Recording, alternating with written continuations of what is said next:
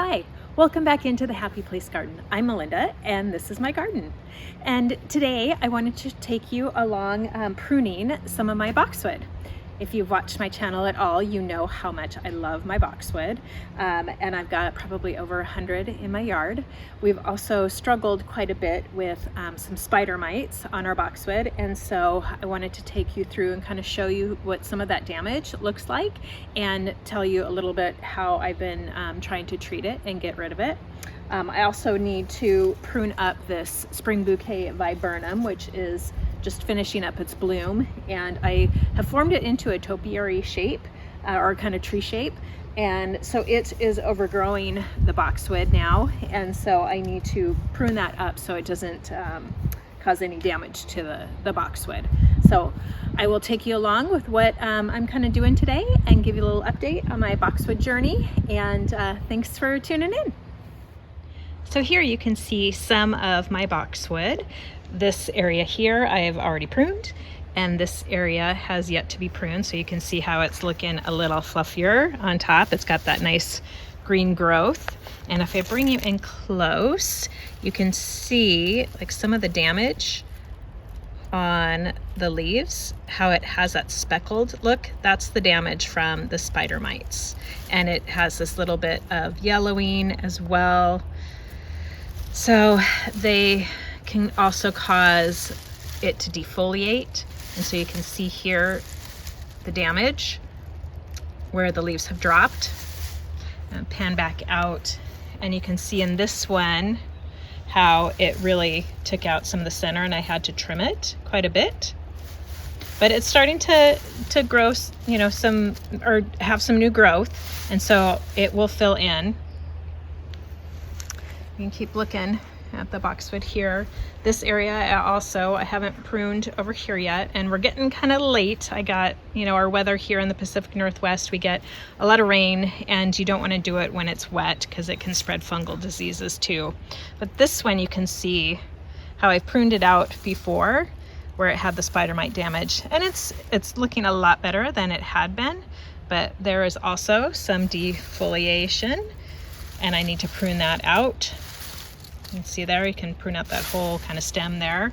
Here's a really bad section where it really defoliated. So I still need to prune that out. So this is what I've been using to spray my boxwood. I use just this half-gallon little pump sprayer, which makes it really handy and lightweight. And I alternate every couple weeks between, this is a Bayer Bio Advanced 3-in-1 insect disease and plant mite control.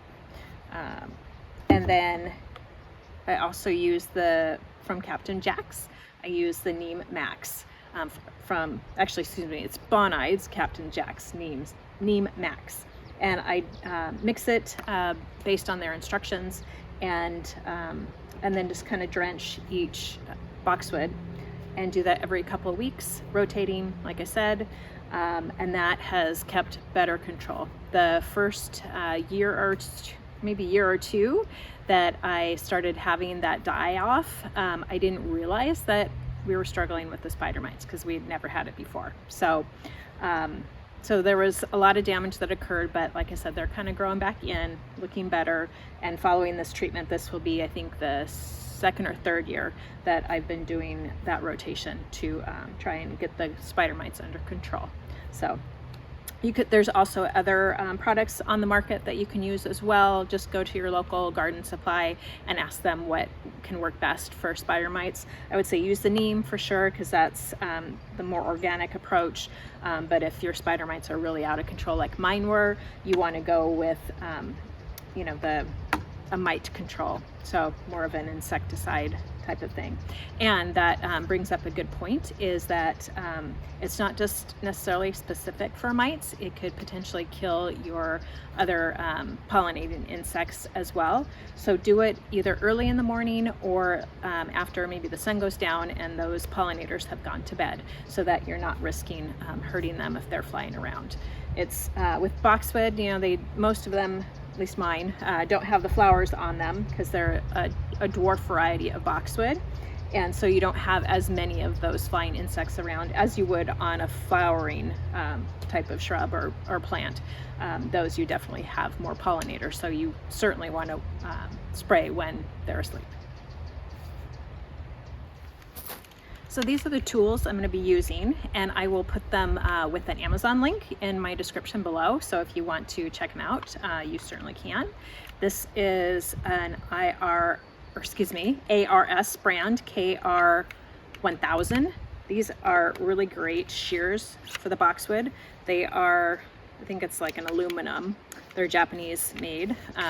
So they're lightweight and super, super sharp. So be careful. When I first got these and cleaned them after the first time I used them, I sliced running my fingers across. I sliced open my finger. So be careful, super, super sharp. But also to keep them that way, just use them on, like your boxwoods are very, not as heavy. You wouldn't want to use them on a big thick branch like this. So these are for more tender things to trim to keep them sharp. And then I also have my trusty Falco 2s. Everybody loves these. These are like a lifetime thing. You can clean them, sharpen them, get replacement parts. They're great. So I will use these to trim the Spring Bouquet Viburnum.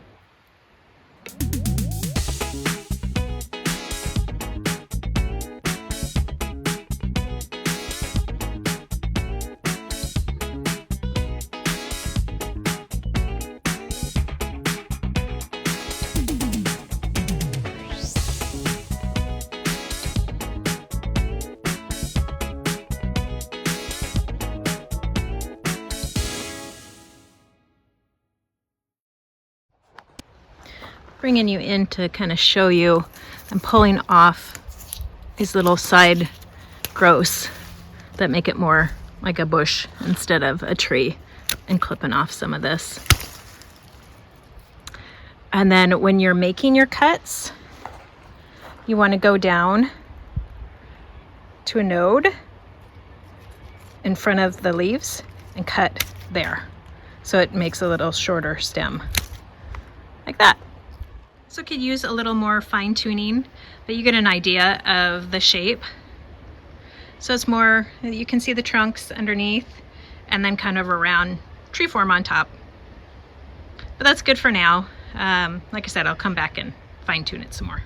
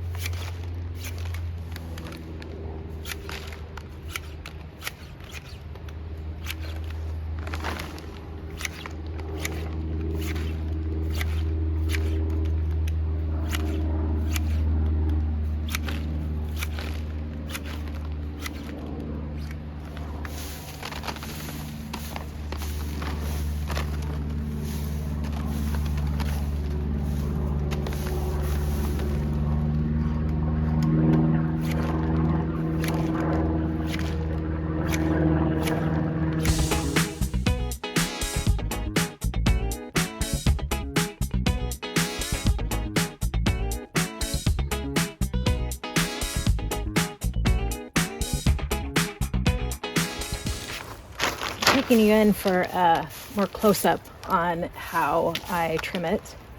On the sides, you want your blades at a 90-degree angle to the boxwood, and just try to trim straight up and down.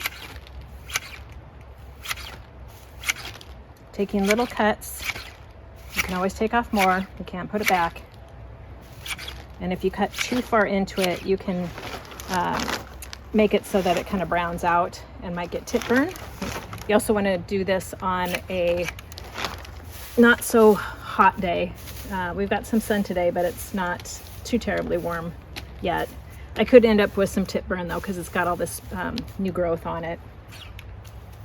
And then the top, you just also keep it at a 90-degree angle and gently take off a little bit at a time. And then on the edges, I kind of do it at 45 a little bit. So like here, you can see it's kind of flopped out. So I take that sharp edge off. You could leave it if you wanted. And then on the back, same thing. You do your best to get it at a 90-degree angle.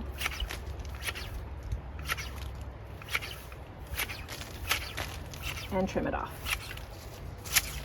And in the front, I have some plastic that's just recycled plastic that I use as a drape to collect the clippings. Otherwise, it's a big old mess.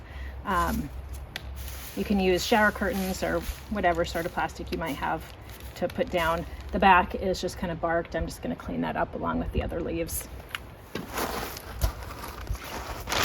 So I think you get the idea. And take your time. This is back-breaking work. Do small sections at a time. Usually I can trim maybe 6 to 8 boxwood. The balls take longer. I will do another video on how I do my balls.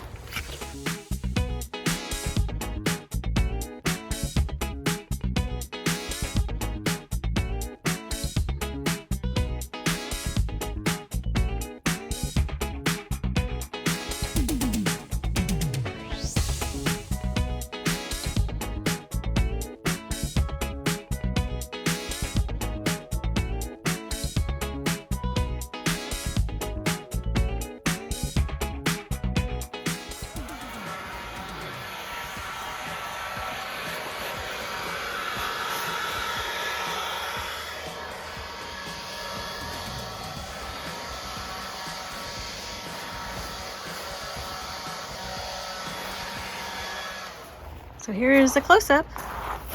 You can see it's trimmed and tidied up. It's not perfect. I am not a perfect gardener, but it's good enough for me. And if you stand back, you can see the tree form of that Spring Bouquet Viburnum. And I love the way it looks. It's all done, and tonight I'll spray it with the Bear Bio Advanced tonight, because the last time I sprayed it with neem oil. I'm also going to spray the Spring Bouquet Viburnum because we suffer with, I don't know exactly what it is. If you know, please comment below, but it gets black spots on it, and it could be maybe that Japanese viburnum beetle that affects our snowball viburnum. So it could be that, it could be fungal, whatever, but the last few years that I've used that Bear Bio Advanced, it's helped it not look quite so bad. So pick off any of the leaves that do have the spots on them, and when you dispose of your trimmings, if you've got spider mite issues, fungal issues, you know, any sort of disease problems, you do not want to compost your clippings. So we have a big burn pile here, so we just put it on the burn pile. And so yeah, that will, I think, be good for now. If you have any comments or questions, please don't hesitate to comment down below, and I will get back to you as soon as I can. And thanks so much for watching, and have a wonderful day. Bye-bye.